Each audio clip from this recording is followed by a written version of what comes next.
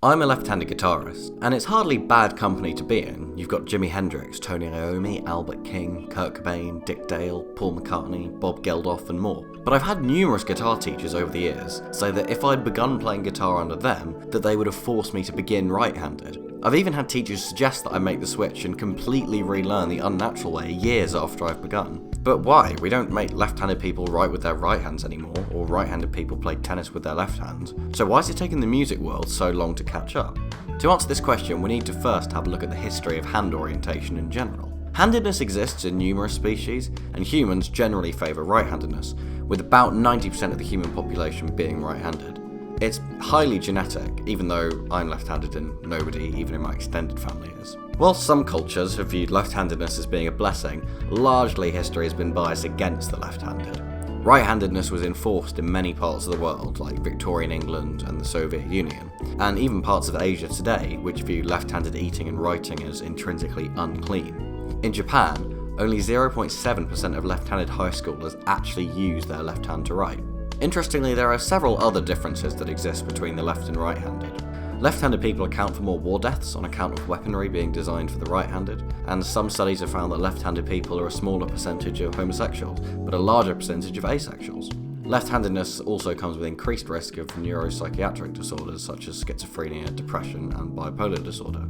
And another interesting fact is that a study has shown that left-handers perform significantly better in musical memory tasks.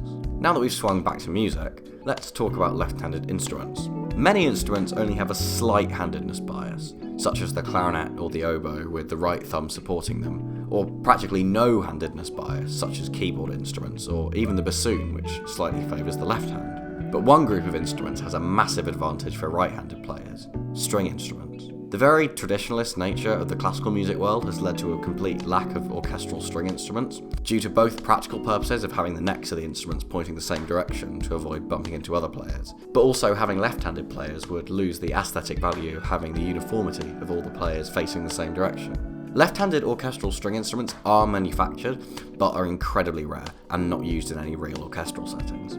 The guitar, at least outside of a classical guitar context in which left-handed players remain extremely rare, is somewhat of an exception to this rule. The larger manufacturers have made left-handed guitars for a long time. In fact, left-handed Gibsons date all the way back to 1915, but they weren't really easily available until after the advent of a true left-handed guitar hero in Jimi Hendrix.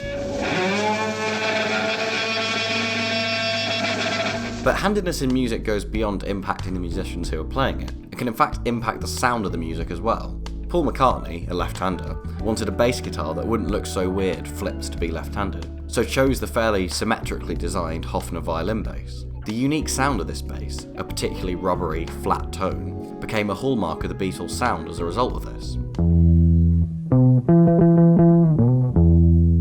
With the influence that they've had as a band, this sound has been replicated in a lot of psychedelic or other Beatles-esque music. Kevin Parker of Tame Impala uses a Hofner bass, and on his earlier album, this rubbery sound came through very, very strongly, something that would never have happened if McCartney had been right-handed.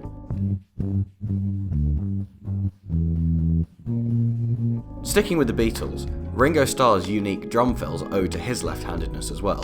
Although he writes right-handed, he does everything else, including drumming, with his left hand being the dominant hand. But rather than playing a left-handed setup kit, Ringo plays a right-handed one in a rather unique way. Since he's playing leading with his left hand but on a right-handed kit, he can't get around the toms in a drum fill as quickly as he otherwise would be able to.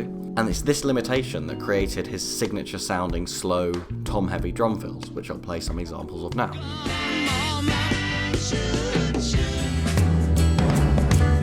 So let's talk about some of the advantages and disadvantages of playing guitar left-handed. First, I'll talk about the attitude people take towards it. I mentioned it at the beginning of this video, but I've had guitar teachers suggest that I should have begun right-handed, or switched, even after playing for years. A request from a left-handed guitarist to any guitar teachers watching: please do not do this. We're not left-handed for fun, we're just left-handed because we are. Nobody would say it to a right-handed player, or even a left-handed person writing or eating or playing sports anymore. Also, the guitar shop workers who say, oh, we might have a backwards guitar somewhere in the back, and then pull out a brandless acoustic with one string, and that one string is holding the headstock onto the guitar. But I suppose it's a talking point. Something else that's interesting is, while most left-handed guitarists flip the strings around to be the correct way round while they're playing left-handed, a significant number of very famous left-handed guitarists actually just leave the strings as they were, playing a right-handed guitar upside down. If you watch Albert King bending, you see him pulling down since his strings are upside down, and if you watch Dick Dale playing the famous riff to Mizzaloo, you can see him playing it on the thickest string at the very bottom of the guitar.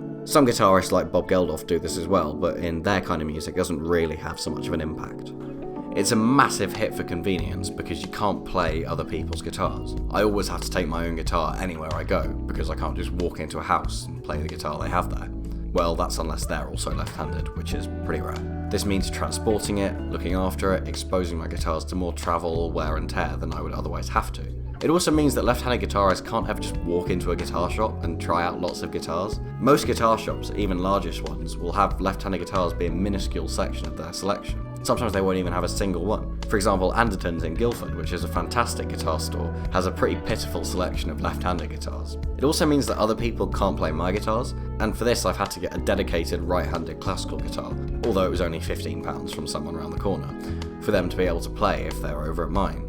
You'd also think that it allows you to escape from the really annoying people who say, oh, can I play your guitar, only to play something like Seven Nation Army or Smoke on the Water really badly. But this doesn't help either, because they'll just marvel at the fact that the strings are upside down and want to play it for ages anyway. But it's not without benefit. The disadvantages are mostly circumstantial, but when it comes to actual playing, I'd argue that left-handedness is actually an advantage.